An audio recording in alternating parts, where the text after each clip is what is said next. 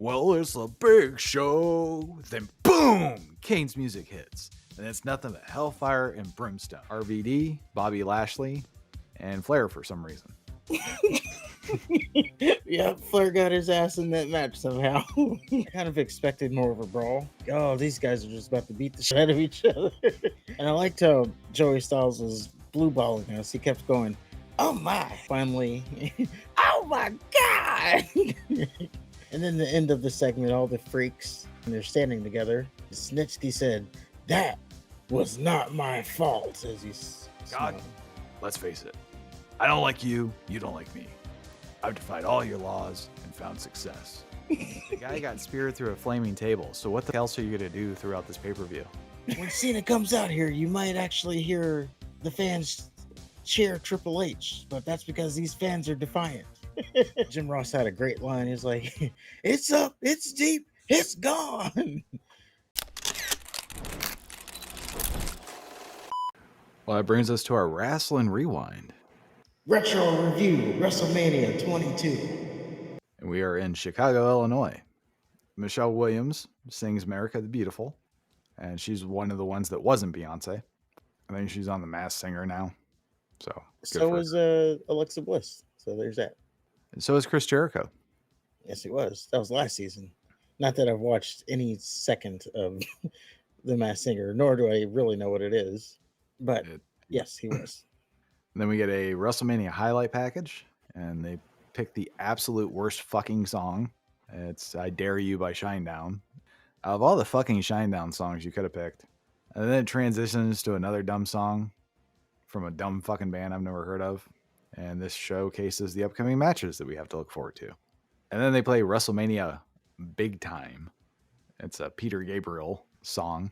Ross and Lawler on commentary, and so are Cole and fucking Taz. Yay. And the first match of the evening is Carlito and Chris Masters versus the Giant and Kane. It's for the World Tag Team titles. And Masters had a great entrance. I'll even go one further. He had a great presentation altogether. The music, and then he hits those poses. Like, it was very Luger-esque. Yeah, I got like Luger, and then like when he had the cape, for some reason I got Superman 2 or 3 when they had that black evil Superman. And it was a white guy, but he was wearing all black. Gene Hackman had created the Gene Hackman had created that new Superman thing. Oh, I talk like this. Yeah. I know which one. I don't know which one it was, but yeah, for some reason it gave me that kind of vibe. Okay. By the way, apparently people didn't like that movie. I watched a review of it, and apparently people did not like it. That's Superman? So, yeah. Yeah, apparently. And I watched it as a kid, but is that the one where they had the nuclear stuff? It was basically a anti-war film. I don't know. Okay. Again, I watched it as a kid. So. Gotcha. So Masters had a great entrance, but Kane did it again. So it starts off with, well, it's a big show. Then boom, Kane's music hits. And it's nothing but hellfire and brimstone. I think Kane is the real Mr. WrestleMania. That's fair. So it starts off with Masters holding his own against Kane, then being overwhelmed by the Giant.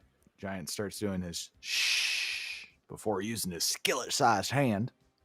And he taught Carlito outside the ring onto Chris Masters. Then Kane jumps onto both of them, so that had to suck.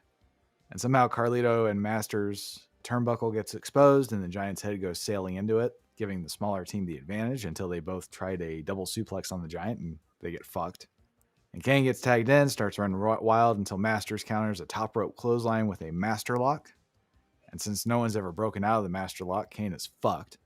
But the Giant comes down, he shoots off the ropes and kicks Masters square in the face. And Masters watched all of that unfold before his very eyes and did nothing to protect himself. Didn't even flinch.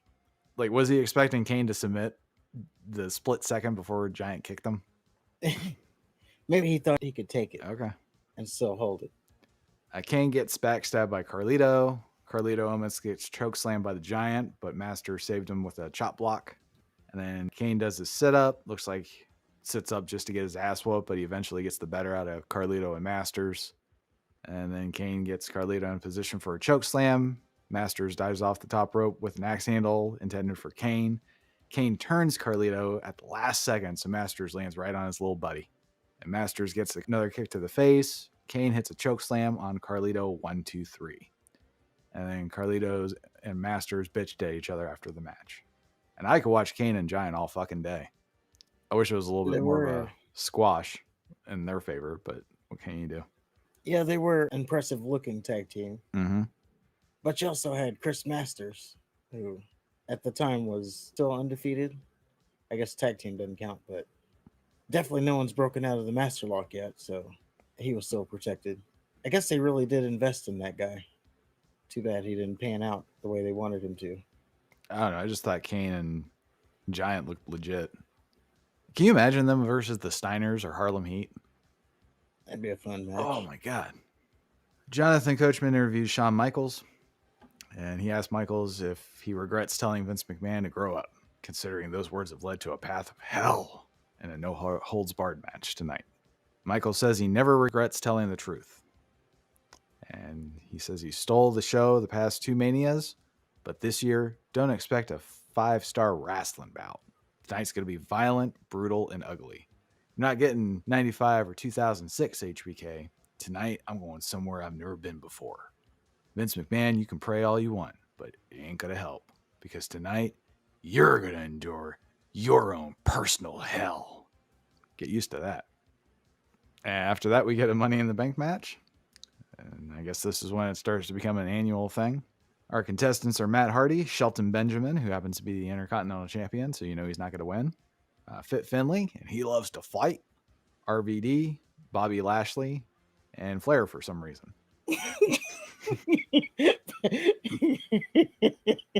Yeah, Flair got his ass in that match somehow. At like 50 something. He was 57. I think he was 57. Yeah. And found himself in a freaking 6-man ladder match. Yep. So this was just another WWE ladder match. I wish we could see Finlay in a singles match. I would have liked that. Benjamin's death-defying stunt this year was running up a ladder and then doing a swanton to the outside. Somehow that didn't look as impressive as the first one. Yeah. So Flair, at 57 years old, took a superplex off the ladder and died. But he came back later after getting a gummer from Mae Young, I'm assuming. And then they tease Flair winning, but he finally gets killed again with a shillelagh. And then the crowd really, really wanted Flair to win. What does that say about how they build the current stars in this era? I think it was just more about Ric Flair. As they kept pointing out, that crowd was defiant. And they really kept pointing that out. This is a defiant crowd. Mm-hmm. I mean, you're paying tickets. You can cheer and boo who you want to, but it's not going how we would expect. Lashley did a Dominator to Benjamin, and sadly, this might be the first time we've ever seen this move at WrestleMania. Yep. That was one of my favorites. RVD ended up winning. I'm really starting to hate ladder matches. Like, why the fuck can't they just do a one-on-one ladder match anymore? I don't know, but I was also thinking kind of the same thing. We've gone from Razor versus Shawn in a one-on-one ladder match to this, a 6-man demolition derby. Every fucking year. And it's just, they just do shit. Like, Flair was the only one that, like, the superplex and shit and the shillelagh and just falling off the ladder, that was all in the context of getting the briefcase. Like, he didn't just do shit to do shit. Everybody else did. Like, RVD, he got that super tall ladder just so he could do a frog splash. That doesn't help him get the briefcase. He just did a frog splash from a high point. It's just a spot. Yeah, that's all it is until somebody gets the briefcase. I just think, at least with a one-on-one match, you can tell more of a story, and it's not as much of a clusterfuck. Yeah, that's true. For whatever reason, I wasn't, like, captivated by this ladder match. It was just like... Because it's the same one we've been seeing, like, since fucking TLC. Yeah.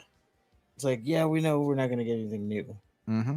Christian fell off the top of a ladder onto the floor. So, I mean, you can't even do that. Yeah. So Josh Matthews talks to Mean Gene Okerlund. Okerlund was recently inducted into the Hall of Fame, and he says he drank a lot in celebration. Or maybe just drank a lot and then learned he was in the Hall of Fame. I don't know. Randy Orton interrupted, laughed at Gene for being inducted into the Hall of Fame for holding the microphone. And Gene got pissed off and ran away. Orton says when he gets in the Hall of Fame, it'll be because of nights like this.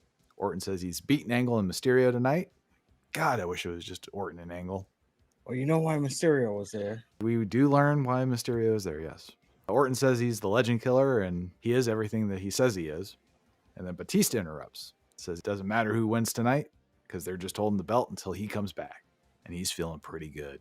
Batista vows to be champion by WrestleMania 23. I don't know if he's factual to that or not, but when Orton said when he's inducted into the Hall of Fame, I was like, well, you're going to make it there, buddy. I'm sure. At this point, he's bona fide Hall of Famer. So it's just funny that he's talking about how when he's in the Hall of Fame and now he's actually going to be in the Hall of Fame. Well, after that, Howard Finkel brings out the Hall of Fame inductees, and he makes a special point to tell us that Bret Hart was not comfortable enough to stand and wave. Oh, that little smirk on his face when he said it. Yeah. Ladies and gentlemen, Hall of Famer Bret Hart chose not to be here tonight. Then he gives that little smirk. Well, he said he wasn't comfortable enough to be here tonight. Yeah. So I guess they still had problems. Being, Bret Hart in the WWE. Mm-hmm. But they inducted him, so. He took that payday. Yeah. So the inductees, aside from Bret Hart, are Mean Gene Okerlund, the sensational Sherry, good for her, Tony Atlas, Vern Gagne, William the Refrigerator Perry, which is interesting because Lawrence Taylor isn't in the Hall of Fame, and the Blackjacks. It's Blackjack, Lanza, and Mulligan. Also Eddie Guerrero. And Vicky accepted on his behalf. The moment when the Blackjacks came over to Vicky and raised her arm up, it was pretty fucking awesome. It was very genuine. And everybody embraced her. Well, that part just seemed like, oh, well, we got to do it too. But when the Blackjacks came over and just personally went over to her, I don't know, I just thought it was a very genuine moment. Then we got JBL versus Chris Benoit for the U.S. title. And JBL is coming into this match claiming to be the greatest technical wrestler of all time if he beats Chris Benoit, because he also beat Eddie Guerrero too. So this ultimately was kind of a letdown for me. Like, I wanted to see these two tear each other up like starving, rabid chimpanzees. And they just ultimately had a good match. JBL was at least throwing live rounds, but they didn't move like at a fast pace at all. It was just more methodical. And I guess they were trying to tell the story that JBL was trying to be more technical. But god damn it. I loved when JBL started mocking Eddie's dance. He even did it like the Three Amigos almost perfectly. Benoit cut him off at the third one. And when Benoit did it, it was very awkward. Like he tried to kip up. It's weird. Yeah, no one seemed to be able to do the hip swivels properly. I thought JBL did great. I guess it's just because he's so big. There is that, yeah. He's very big and he's not pleasant to look at. JBL kicked out of the diving headbutt, which was pretty predictable. And then Benoit managed to counter a clothesline from hell into a crossface. And as soon as Benoit had it locked in, JBL immediately rolled Benoit's shoulders to the mat. And then he grabbed the ropes and secured the win. And I like that JBL won after mocking Eddie and getting all the boos. For some reason, that just tickled the shit out of me. It's like, you fuckers. Thought you were going to get a heartfelt moment. Yep. New United States champion and best technical wrestler ever. As he said himself. I don't know if I was let down during the match. I kind of expected more of a brawl. Yeah. Like, oh, these guys are just about to beat the shit out of each other. As Sean says, it ain't going to be a 5-star classic. This is just going to be who's going to be left standing at the end. It was a good match.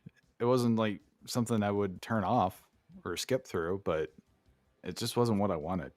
Yeah, I did enjoy the match, but I expected something different. Well, we're going to get something different. We have Edge versus Mick Foley. It's a hardcore match. And it's the first match of the evening to get a video package. Essentially, Edge blames Foley for losing championship match to Super Cena. Foley was the special guest referee for the match. While Lita ended up punching Foley in the dick, and then Edge speared him. So Edge mocks Foley, says he never had the classic match at WrestleMania, so challenges him to one. And Foley says, well, I reject your offer for a wrestling match. I challenge you to another match where there are no rules, no disqualifications, and no excuses. You and me at WrestleMania in a hardcore match. Edge accepts Foley's challenge with a concerto.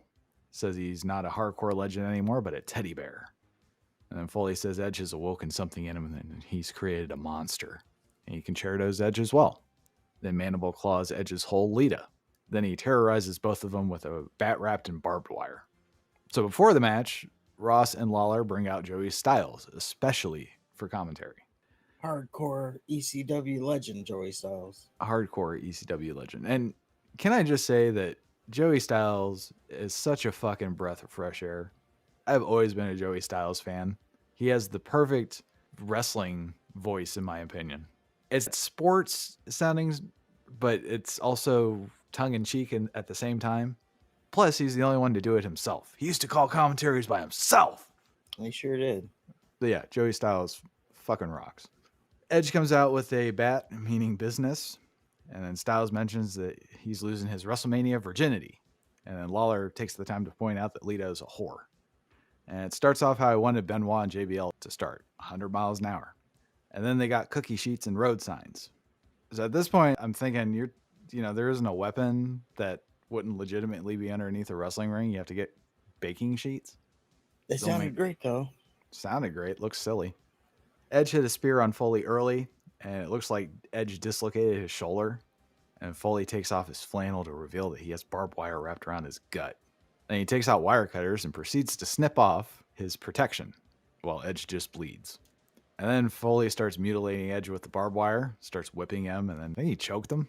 No, he pressed it against his arm. Then Edge gets his arm caught in the ropes for an Andre spot. And then Foley takes the opportunity to fetch his barbed wire baseball bat. It was hidden underneath the steel steps. Lita jumps on Foley's back before he can use the bat. And then Foley clotheslines Edge outside the ring, sending all three of them to the floor like a sack of shit. And I think Lita got the worst of it because she fell like right on her ass. And there was a sickening thud. They tried to say she hit her head, but no, it was all ass. So then they fight on the floor. Edge ends up hip tossing Foley into the steel steps, which, goddamn. And then he throws Foley into the steps one more time before tossing him back into the ring. Looks like Foley's trying to roll outside the ring again. So Edge just baseball slices him the rest of the way out and it just fucking looked like it sucked. And Edge tries to put Foley through a table, but Foley escapes. So they fight to the entrance ramp. And Lita hands Edge lighter fluid. And he uses it to douse Foley.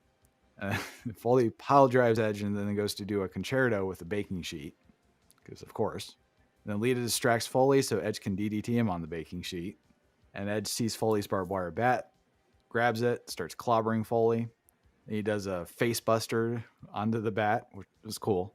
And then he grabs a bag of thumbtacks. And then Edge ends up getting suplexed onto the thumbtacks. And then Foley goes out, gets Mr. Sacco. I think it was Styles. He's like, oh, this ain't hardcore enough. But Foley wraps barbed wire around Sacco. And goes, oh, there it is. Yeah. So Edge and Lita both get it. They're bleeding from the mouth. I think Foley's bleeding profusely at this point. Yes, he is. And Foley starts assaulting Edge with the barbed wire bat, even rakes it against his eyes on the apron. And Edge just wails. Ah! Foley douses the table with lighter fluid. And Lita hits Foley in the dick with the barbed wire bat. Then she adds more lighter fluid to the table. And then she lights the fucker on fire finally. And then Edge spears Foley into the table. We get the, oh my God! And Edge wins 1, 2, 3. Edge leaves the match visibly changed as a man. The star-making moment. And I liked how Joey Styles was blue balling us. He kept going, oh my. Yeah. And then, finally, we get the fire. Oh my God! Yeah, there's a couple times in my notes where I had it written out. And like, oh man, you got me, Joey. That's why he's so fucking good, though. We were listening to it. Yep, he knew what he was doing. All right, so Queen Charmel and Booker T are backstage. Charmel is scared, and she wants to know why Booker T is a freak magnet. Booker T vehemently denies being a freak magnet. They continue walking backstage. So then they come across a pirate, Eugene dribbling a basketball with $1 Million Man. Apparently, $1 Million Man swindled Eugene out of $1,000. He went back to that old, if you can bounce this basketball however many times, I'll give you $1,000. And then he let Eugene get to like, I think he was the number he was at was like 998. So I guess when he did it to that kid a long time ago, it was like to 10. Then they run into Snitsky licking Mae Young's foot while Moolah just watched. Then they run into Goldust, who's dressed as Oprah Dust, talk show host. Then the freaks all they encircle the Bookers and ask them to join their freak club. And Goldust tells Booker to have sex with Boogeyman's worms or something. Yeah, he tells him the only way to beat the Boogeyman is to take those worms and then he whispers to Booker T, which you would assume he says to stick him up his ass or something. Yeah, god damn it. Because the Boogeyman eats the worms, so you got to do this instead. Boy, oh boy. Goldust has...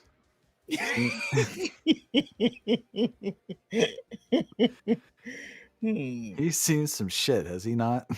God damn. He has. And then the end of the segment, all the freaks and the $1 Million Man are standing together. And Snitsky said, "That was not my fault," as he's smiling. Okay. We haven't even gotten to stuttering Goldust yet. Yeah, it gets worse. But why was the $1 Million Man there? I don't he's not know. a freak. He's the $1 Million Man. I don't know at all. I just know this made me angry. Why was he licking her foot? Oh, he was in there too. Sure was. He was in between that shit. And why was Moolah just watching? She had no expression on her face. She's just watching like it's a fucking infomercial. I don't know. It's so confusing. So it leads us to Booker T and Queen Charmel versus the Boogeyman. This is an intergender handicap match. Don't ask me why, because they didn't fucking explain it.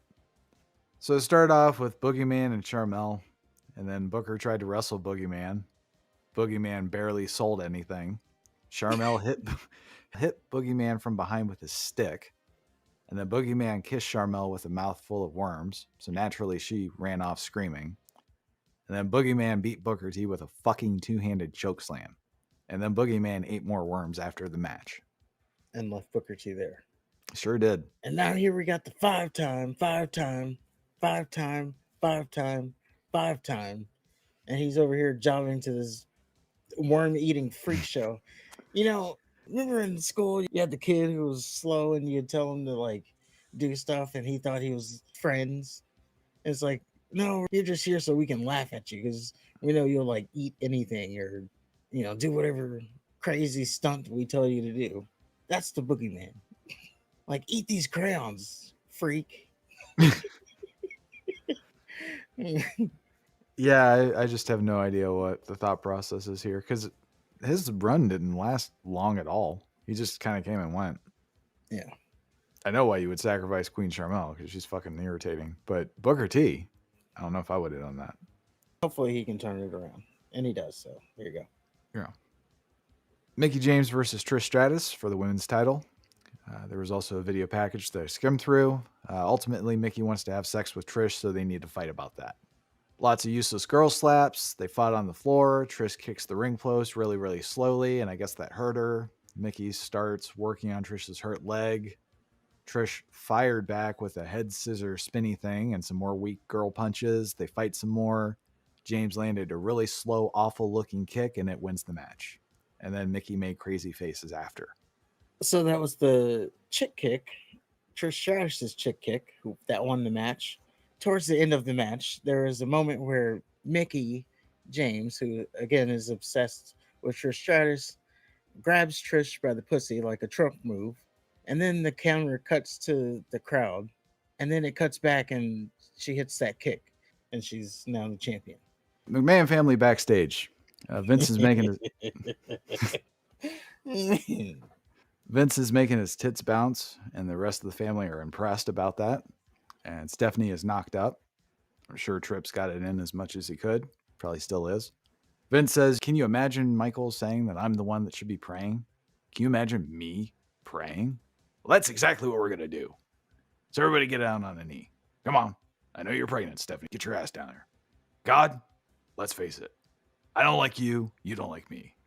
I've defied all your laws and found success. You probably never intended me to have a Herculean physique. God, you and I aren't close, but I know you and Sean are. So this is what I'm going to do to your favorite wrestler." I'm sending Shawn Michaels to the fieriest pits of hell. Amen.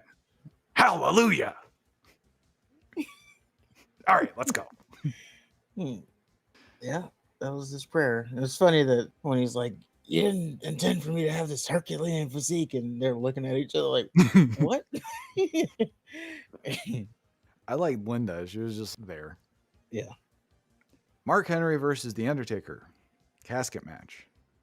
And this is our first casket match. I think it's the only casket match in WrestleMania history. Yeah. The only other one I would have thought was Yokozuna and Undertaker, but that didn't happen at WrestleMania, apparently. I think that was SummerSlam. Yeah. That was just the one that was that one, and He had one against Randy Mankind. Orton. Well, Goldust. And then Mankind interfered. Oh, yeah. And I think there was one with Mr. McMahon. But yeah, not many casket matches. So none of them happened at WrestleMania yet. Yeah. It's a cool concept, though. Yeah. So the video package says that Henry cost Undertaker the world title against Angle, so now they need to fight. And we have Druids coming out carrying a casket, and we just have Mark Henry beating the fuck out of the Undertaker. He cuts off Undertaker very suddenly after every comeback attempt. He never leaves his feet pretty much throughout the whole match. Then they tease 2 casket finishes where they fought out of it. And then Henry hit Taker with the world's strongest slam and tries to go for the pin. And I'm not sure if that was planned or not, but Henry looked pissed regardless. Taker gets a last ride when Henry goes for the 10 punches in the turnbuckle. And then Undertaker hits a tombstone, rolls Henry into the casket. Now he's 14-0. And Undertaker makes fireworks fall onto the casket. Then Druids and Undertaker take the casket away. And I'm not sure what I was expecting. I think I was expecting something better, though. Yeah, something was off on this match for me. It felt like they didn't really do anything. Yeah, it was very slow and it was very just ho-hum. I wanted Henry to be more of a killer. He seemed like more of a zombie than a killer. Undertaker slammed his head against the steel steps and he'd just shake it off like a big dumb animal instead of grabbing Undertaker and shoving his head into the steel steps. I will say that the Edge and Mick Foley match pretty much killed WrestleMania for me. You didn't like it? It's not that I didn't like it. It's just the guy got speared through a flaming table. So what the fuck else are you going to do throughout this pay-per-view? Yeah, that's fair. So it's like there's nothing you can do that's going to top what Edge and Foley did. Although this next match comes pretty close, I would say. Oh, God. Shawn Michaels versus Vince McMahon, no hold barred match. Video package tells us that Vince has been raising hell. He's firing everybody. He even fired an entire audience.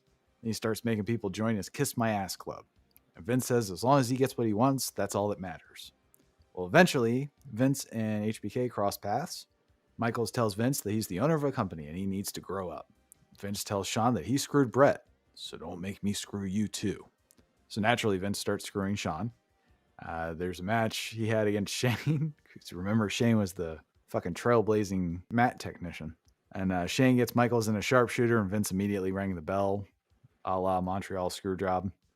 And somehow they have a match set up for WrestleMania. And Vince ultimately makes it a no holds barred. Before WrestleMania, to soften him up, Vince had the Spirit Squad attack Michaels, and then he made him join the Kiss My Ass Club. Before the match, Vince McMahon comes out and he wants Shawn to watch him unveil the cover of a magazine that Vince McMahon is on, and he has a portrait thing. So then it starts off with Shawn beating the fuck out of Vince outside the ring. He strangles him with a cord, and he slugs him with a microphone. Then they get back in the ring. Michael smashes the portrait over Vince's head. Spirit Squad come out and they fuck up Michaels. Michaels then single-handedly fights off the Spirit Squad with a megaphone. Vince catches Shawn distracted and starts kicking his ass, whipping him with a belt. Then McMahon starts dancing around like Michaels and tries to go for sweet chin music. Michaels catches the kick and starts kicking McMahon's ass again. Shawn whips McMahon with the belt, and then Shawn hits the elbow drop, starts tuning up the band. Shane comes out in a suit to crack Michaels in the back of the head with a kendo stick. Shane pulls out a set of handcuffs, spelling certain doom for the Heartbreak Kid. And then Vince shakes his head, says, no. Now's the perfect time to Shawn to kiss my ass again. So Michaels ends up fighting out of the ass kissing. Then he makes Shane do it. Vince enjoyed every bit of it.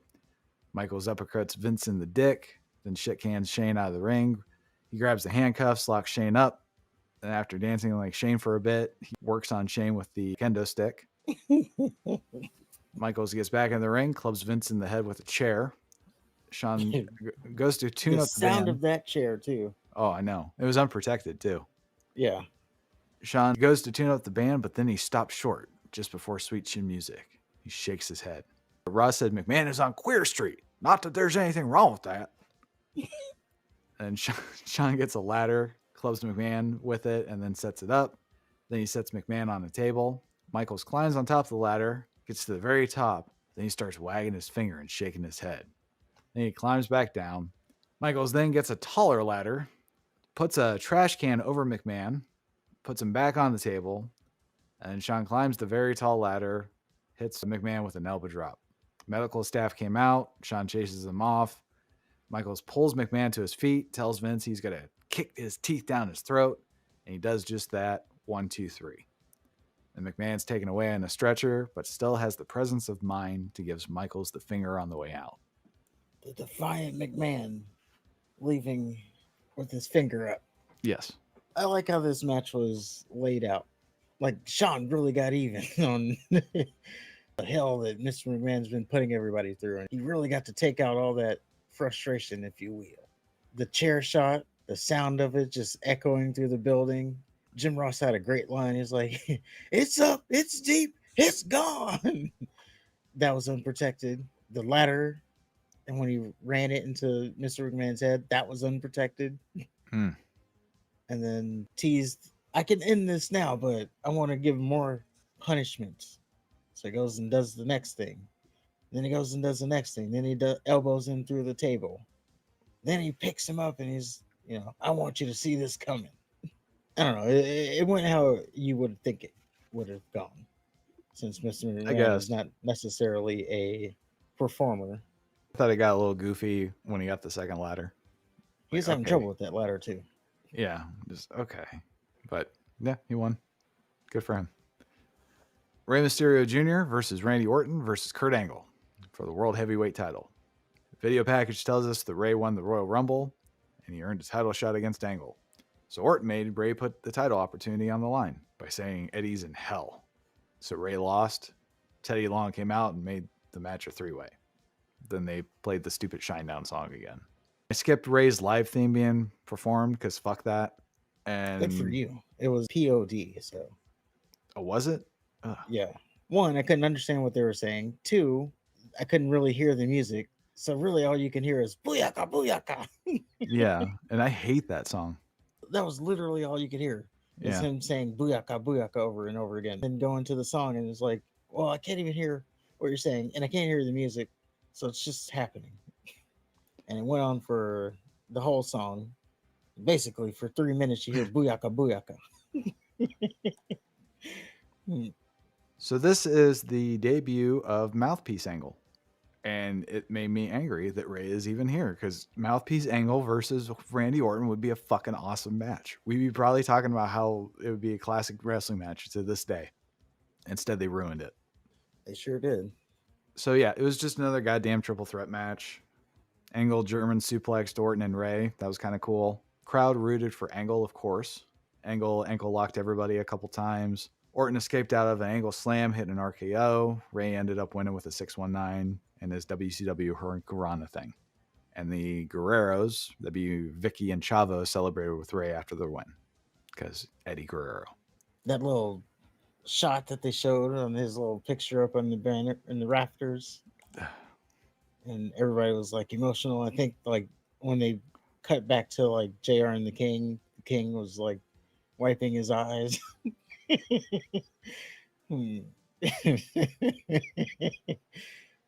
The King of all people was wiping his eyes. It was an emotional moment, and he knew that was the sole reason that Rey won that match was because Eddie. But yeah, it was a new thing because we just saw Eddie last WrestleMania, so I guess they immediately inducted him into the Hall. Oh, of course they did. As soon as he died, he was immediately lionized. Yeah, like he was good, but come on, guys, he wasn't Ric Flair. And mark this moment because apparently from the stories you hear, this is also the downfall of Chris Benoit, as we will soon about to have it. But yeah, Uh, they always said he couldn't get over this, so it's yeah. coming. Well, they show Cena and Triple H preparing for their matches. It's weird that Triple H needs help putting on his tape, especially since we saw Punk do it in like 2 seconds. Also worth noting that the fans booed Cena. Also, Ross said Cena's special because he was one of the few people to listen to hip hop growing up in West Newbury, Massachusetts. Yep, the defiant Cena. And also, very quick to point out that this crowd, when Cena comes out here, you might actually hear the fans cheer Triple H, but that's because these fans are defiant.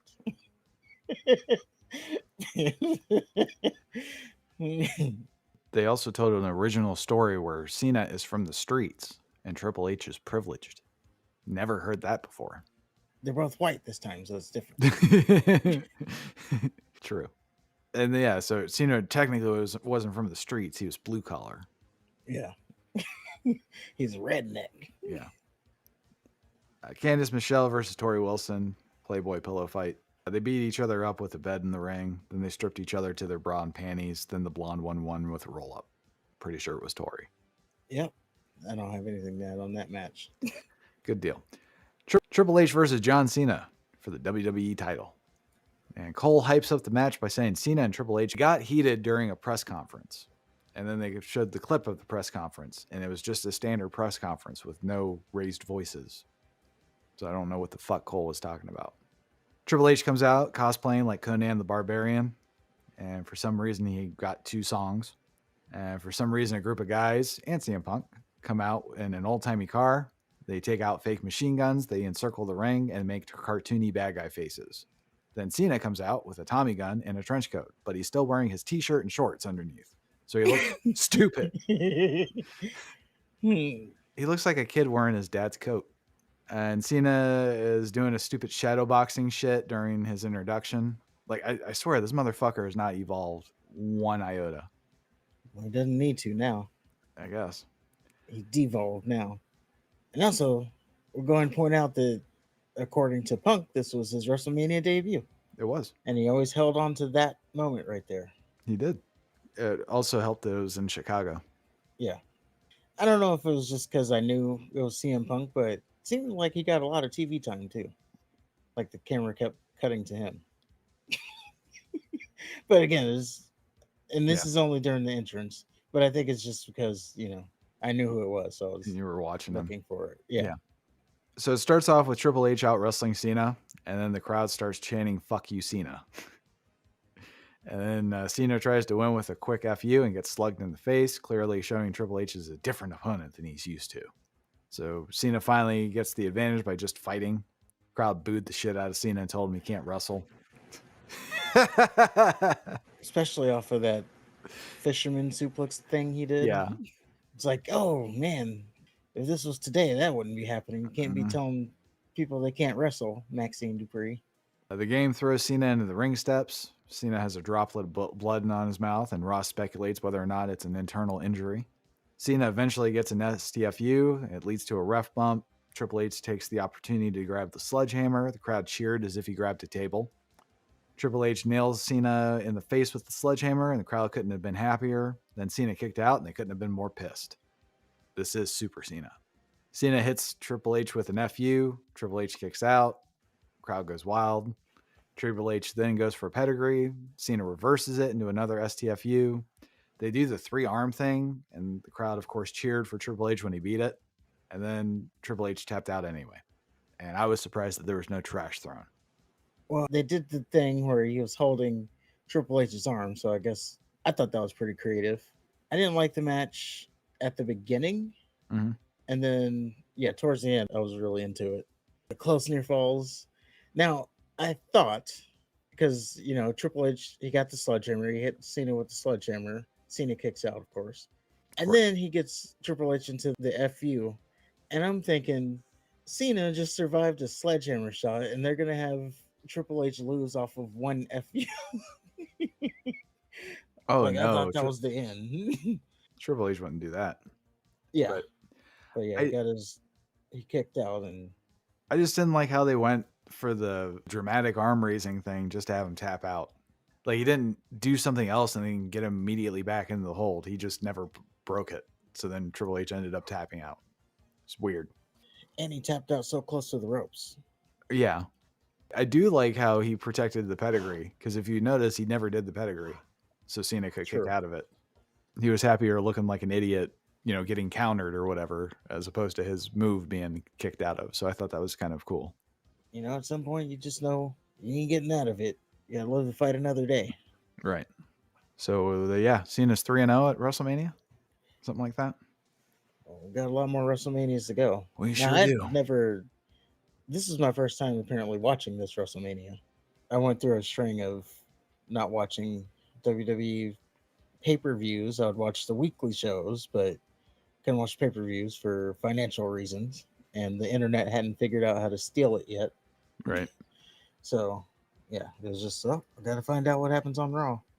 So, this was my first watch through. Really, outside of the Booker T thing, that was the only thing that pissed me off. I was okay with everything else. You know what? I think it was kind of a letdown for me, starting with the JBL Chris Benoit match, and then the Edge Mick Foley match. That was the peak. So it's like nothing else could top that. And I've never been a Cena fan, so this is just another Cena match. I'm surprised that the crowd hated Cena so early. I don't remember that. Yeah, they hated him all the way through. Yeah. But we knew that was coming. I thought that they just kind of grew to hate him. Well, again, they said on commentary, this is a defiant crowd, so you may hear Cena get booed tonight. Yeah. This is definitely a wrestling crowd, so they're going to favor the wrestler over the brawler. So, yeah, they tried to make sure that you knew that. But that was WrestleMania 22. And the next night on Raw, Triple H said to John Cena that he lost at WrestleMania 22 because he underestimated the champion. And Edge came out, said to Triple H that he deserved a championship match because he defeated Mick Foley in a hardcore match. So all three men would face each other in handicap matches, which all three men won over a 3-week period by pinning and making each other submit respectively. Then it was announced that the main event at Backlash would be a triple threat match for the WWE Championship between Cena, Edge, and Triple H. And then Cena won, of course. After the match, Triple H attacked Cena, Edge, and the referee with a sledgehammer. So there's that. Yeah, I believe Cena holds it until the infamous or the famous one-night stand when Rob Van Dam RVD cashes in. Yeah. Okay, that makes sense. After WrestleMania, Shawn Michaels continued to feud with Vince. At Backlash, Michaels teamed up with God to face Vince McMahon and Shane. Boy, did I catch some shit for that. Why is that? You're a wrestling fan? And they got God wrestling in a match. Oh, yeah. Yeah. I don't know. I've already seen Judy Bagwell on a pole, so I think this didn't faze me.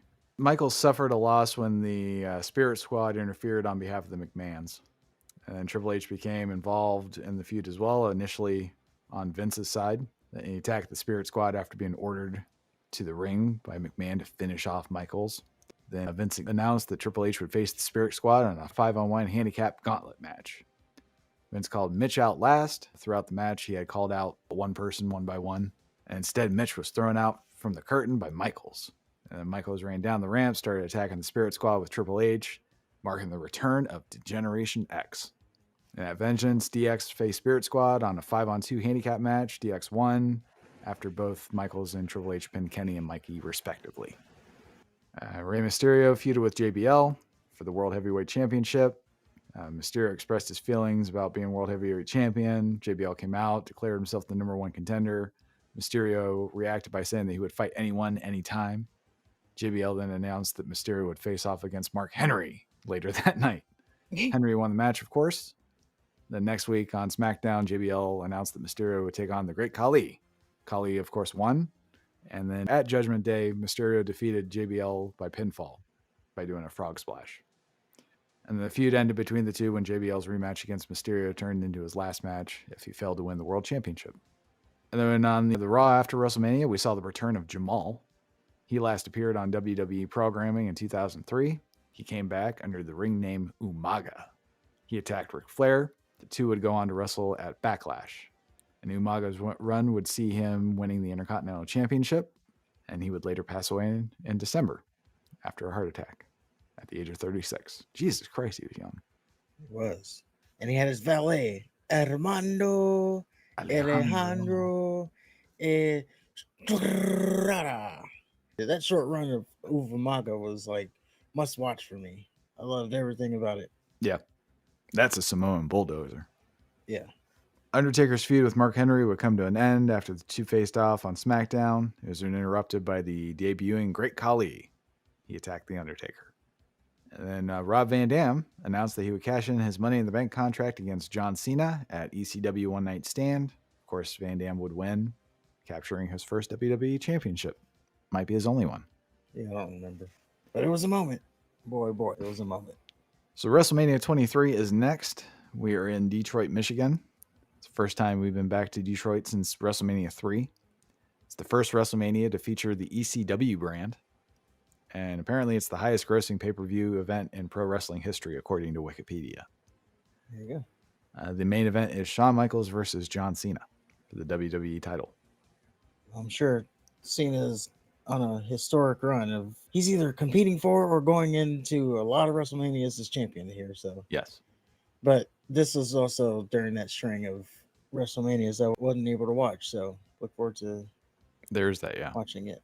We do need to have like a little tally of Cena's WrestleMania record. Oh, yeah. I might do a little graphic. But first, we have Fall Brawl 97 from WCW. That's next week. We're in Salem, North Carolina. It's Lawrence Joel Veterans Memorial Coliseum. There wasn't a whole lot on this pay-per-view, so I had to fill it. Home of the Demon Deacons basketball team. The NWO versus the Four Horsemen in a War Games match is our main event. And the NWO being Bagwell, Nash, Conan, and Six. And the Four Horsemen is Benoit, Henning, Flair, and Mongo. We also have the Giant versus Scott Norton. We have Wrath and Mortis versus the Faces of Fear. And we have Jarrett versus Dean Malenko. Yay. It's going to be a long pay-per-view. On paper, it doesn't sound too exciting. I'm sure it'll get around. Hopefully. And on that note, if you agree with anything, let us know in the comments below. If you disagree with anything, let us know in the comments below. Don't forget to hit the like button, hit the subscribe button. And until next time, top guys,